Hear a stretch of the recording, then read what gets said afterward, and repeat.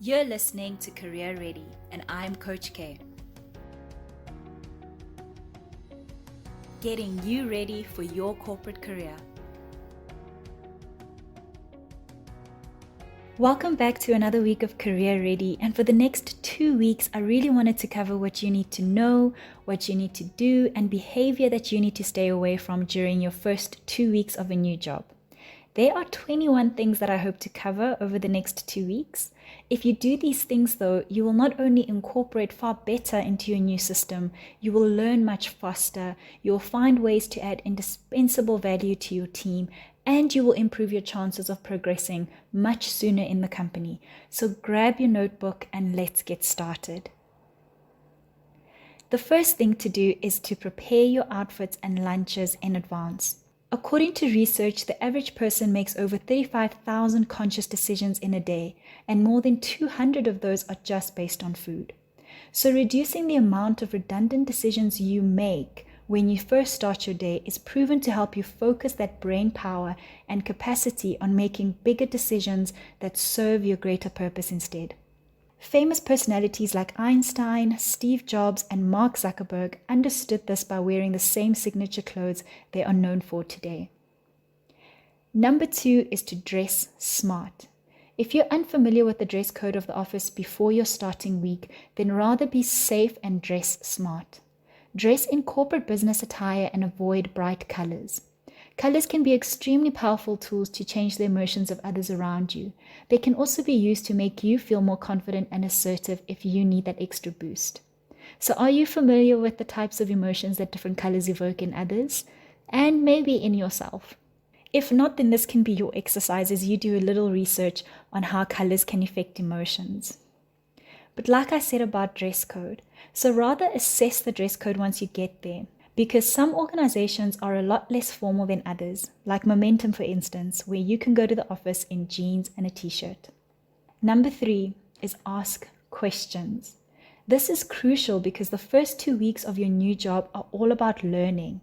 But be smart about the kind of questions that you ask and when you ask them. There's no such thing as a stupid question, but questions do give away your thinking process. So if you're not feeling too confident in comprehension, then rather write down your questions and ask them during a private moment with your manager, team leader, or your assigned team member who you will be training with during that week. Number 4 is to make notes.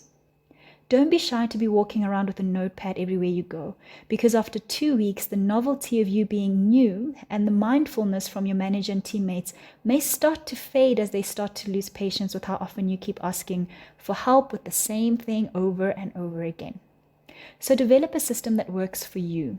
If you're shadowing a teammate, for instance, as they run you through a new system, you can ask them to slow it down while you take screenshots of each instruction and make notes for later.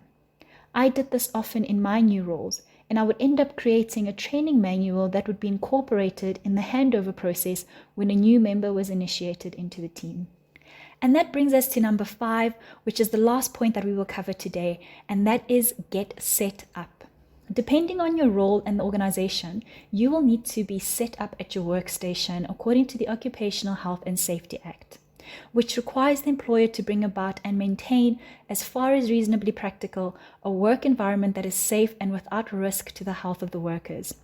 In corporate, this can mean clearly marking all exits, fire escapes, making sure that there are ramps at every entry and exit point for wheelchair users, or even making sure you have an office chair that reclines to adjust based on your height and weight. Being set up can also mean receiving your work laptop and cell phone, getting access to your team's shared drive, the company intranet, and setting up your emails along with your email signature and voicemail. That was a lot of information that we covered today, but we will continue on having this conversation tomorrow as well. So see you there.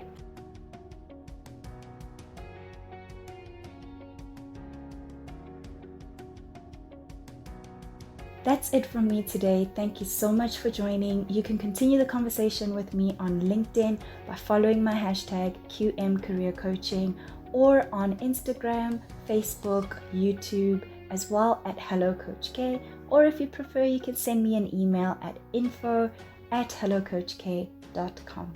See you next time.